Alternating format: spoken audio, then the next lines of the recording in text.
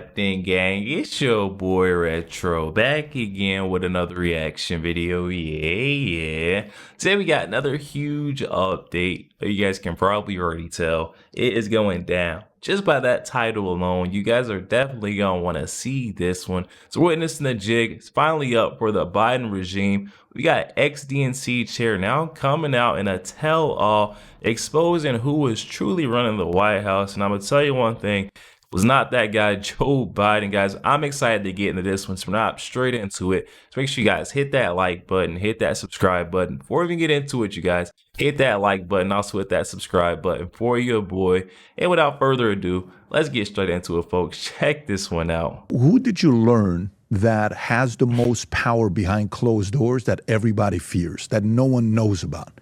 Who had the most power? There were three of them. Other than Jill Biden, that was a given, right? Jill Biden, the wife, she has tremendous power. Really? Yeah, she was a president essentially for the past 4 years. Straight Without up. a doubt. Without a doubt. I'm actually convinced that if it weren't for Jill, Biden would have not run for re-election. Jill and Hunter were the two people who kept him in the race because he was worried about his son's freedom, his only remaining son. And Jill didn't want to relinquish power. She was Lady McBiden, as they say. But the three people who had the most power, other than Jill, who's the obvious person, Steve Ricchetti, Mike Donnellan, and Anita Dunn, the senior advisors. I was most close with Anita, who's actually very nice to me. And what gives them the kind of power they say they have? Like, what could they do? They could do anything. What's anything? Run the world. So you're telling me, Anita? And this is the crazy part, y'all, that really just grinds my gears. They called everyone who was coming out, exposing this, saying that he was being pushed out there to run again by his wife. I mean, they called us all conspiracy theorists, every single one of us. But now come again, just like what Cash Patel had went through. They were calling him the same exact Dan Bongino. All this stuff is turning to truth, or was bound to be truth. I mean, come on, y'all. We all knew this. It takes for why is she not testifying in front of a committee or something right now, though? She should be letting folks know, blowing this with tooting her horn as loud as possible about this. They could do anything. What's anything? Like what? Run the world. So you're telling me Anita Dunn? This is Anita Dunn, which Yes. you're saying she was nice to you. Yes. And who were the other two you said? Steve Ricchetti and Mike Donnellan. Rob, can you pull them up? Steve. Did you say Bichetti? Ricchetti. Ricchetti? R-I-C. Right there. It's Italian. Ricchetti, Yeah. political last served as counselor to the president Biden, who was also Yeah, he chairman did of it. Joe Biden. Look at his eyebrows. Ricchetti previously served as chief of staff to Biden during the Obama administration, deputy chief of operations under Clinton. In between stints in Democratic administration, Ricchetti worked as a lobbyist. And who was the last one you said? Mike Donnellan. And what's significant about Donnellan is that he was the one feeding Biden the fake poll numbers, saying that he could still beat Trump after the debate. Him right here. Him right there. And you know what these people have in common? Well, less so with Anita. Anita is kind of an Obama veteran. Donnellan and Ricchetti, the reason why they reached that pinnacle of power is because they're longtime friends with Biden. They're not super smart geniuses or anything like that. Their major credential is decades-long loyalty. In 1988, when Biden had to drop out because of plagiarism, Donnellan was with him. So they go way back, before I was even alive. Got it. So two of them are loyalists to Biden. One of them, Anita, is a loyalist to Obama. But also a loyal. But she comes from Obama world, but she's also a loyalist to Biden. She prides herself on holding Biden's grudges. That's what she says, yeah. So Biden, he's mellowed out in his years. But Anita, she's a fighter. She was the person who came up with Dark Brandon. Remember that meme? Mm-hmm. Yeah. So grudges, who were some of the people that Anita protected the grudges from? Like if you're saying he was about grudges, who were some of the grudges with? It has to be with the party, with certain people within the party. Exactly, like people who dare to undermine Biden. Like, for example, Joe Manchin, who wouldn't pass this legislation. Kamala Harris, they hated her. Pre her running, But while she was VP. Absolutely. Do you remember in the first couple years of the term, her office was constantly undergoing turmoil? Right. It was just, there was so much drama. People were leaving in droves. There was so much turnover. Anita Dunn and crew, they didn't think highly of Harris. She couldn't run her own office. Exactly. And Ron Klain, who So if she couldn't run her own office and they knew it, they ought to be ashamed of themselves for pushing her out there to run our entire country. The leader of the free world. I mean, come on, you guys. You see what they was trying to do to us? The more and more stuff that comes out, the more angry. What Donald Trump say? I get angry. This makes me angry, guys. Like, come on. Harris, she couldn't run her own office. And Ron Klain, who was the chief of staff at the time, he was replaced by Jeff Zients. He had to like come in, like exert control over the situation. So far, Manchin, Kamala. By the way, did Biden and Jill choose Kamala as the VP? No. Jill hates Kamala Harris. Always. Hates her. Recently or always? Viciously. Why? Always, because of the debate tell, on, though. if I remember correctly, it was June 28th, 2019. I remember when that. the bus thing. I remember that. Exactly. Can you pull that up, Rob, if you're talking about the bus thing? Yeah. And the bus thing, I was with Biden the next day in San Francisco at a fundraiser, and he was shook. Like, no one expected that to happen. Wow. And Jill was one of the people who opposed Biden picking Kamala for VP. But he had kind of to. tied himself in knots when he promised to pick a black woman. He left himself with a few options, you know? So he had to. But you can tell that, though, by the body language and just the response, you know, the non-addressing of each other between Kamala and Jill. You could tell there was some underlying tension behind the scenes that we weren't privy to, but you could really just, it's so telling. Kamala doesn't hide her emotions well or mask them well, and neither does Jill Biden. So it's two folks you could tell there was some type of catfight going on behind the scenes.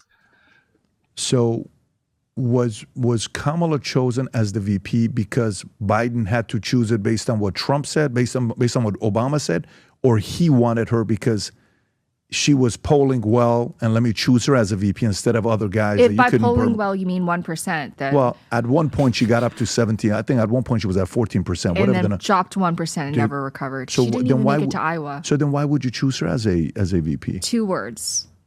James Clyburn, who saved his ass in South Carolina. So many things can be attributed to this guy.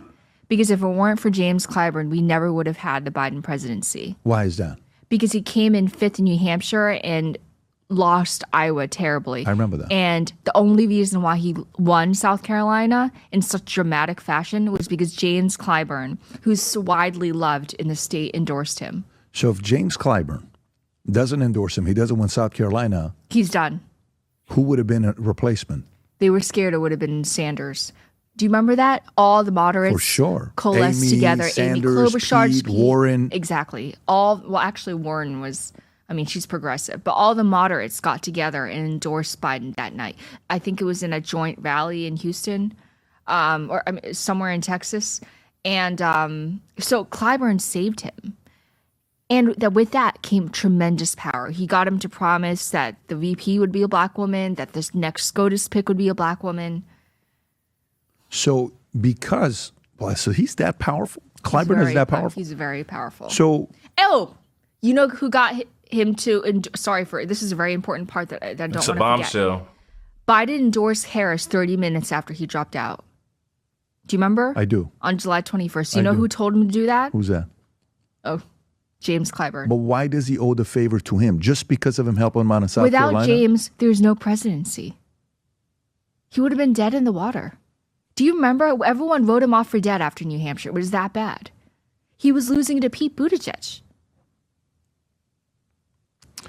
So is James Clyburn a person that's close to, is he part of Obama's camp or he stands alone on his own?